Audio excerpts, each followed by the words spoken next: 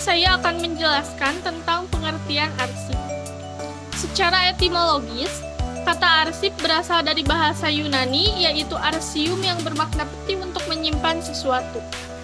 Secara asal-usul katanya, kata arsip berarti kumpulan catatan yang menyimpan suatu informasi.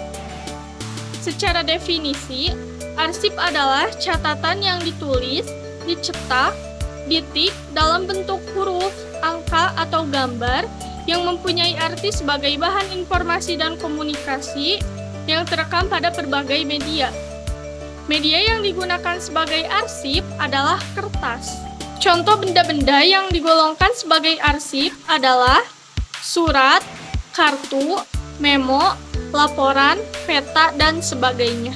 Sedangkan kearsipan adalah proses mulai dari penciptaan, penerimaan, pengumpulan, pengaturan, hingga penyimpanan arsip atau warkat menurut sistem tertentu.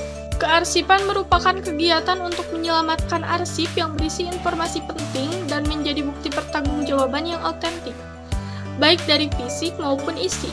Di sini saya akan menjelaskan tentang karakteristik arsip. Secara definisi, karakteristik adalah ciri khas yang melekat pada suatu hal, sebuah surat atau warkat baru. Dapat disebut sebagai arsip apabila memenuhi syarat-syarat sebagai berikut. Yang pertama, autentik.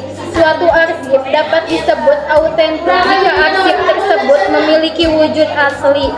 Yang kedua, legal. Arsip legal bermakna arsip yang mendukung suatu kegiatan harus memiliki status resmi sebagai bukti atas pelaksanaan kegiatan tersebut.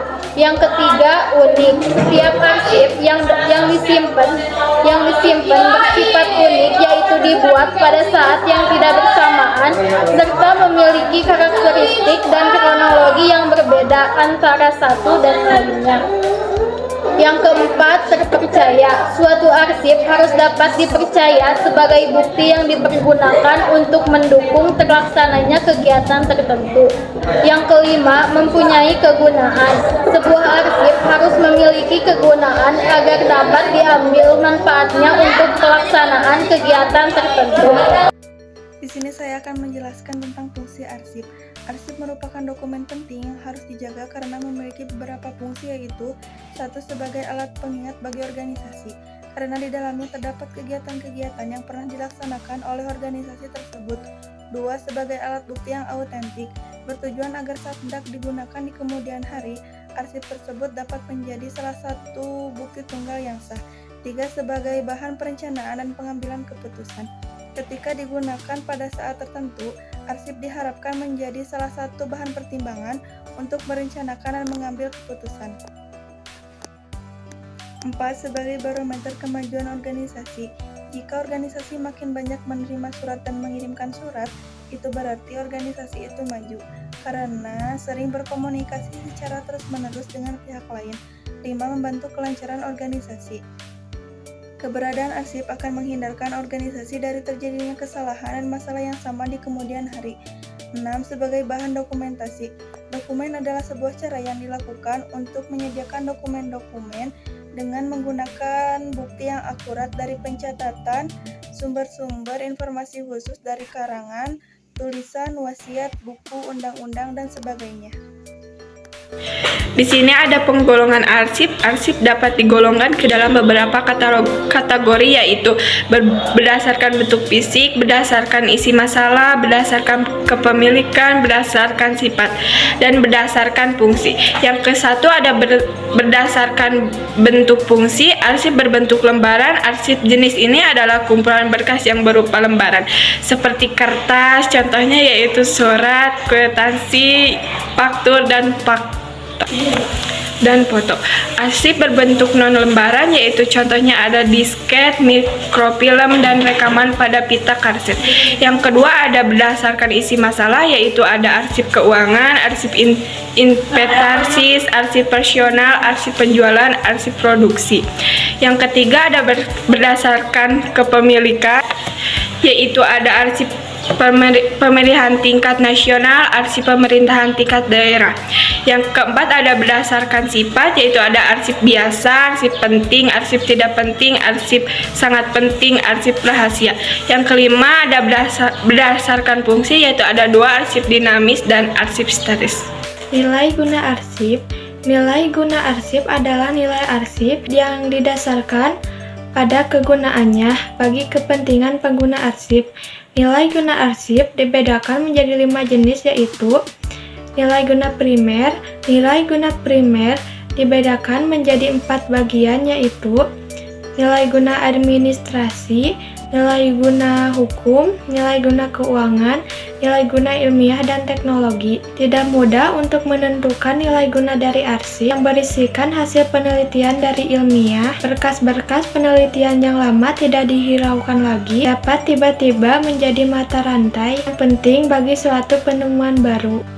Oleh karena itu, dalam menentukan nilai guna ilmiah dan teknologi diperlukan bimbingan dan peran serta dari para ilmuwan atau peneliti yang bersangkutan.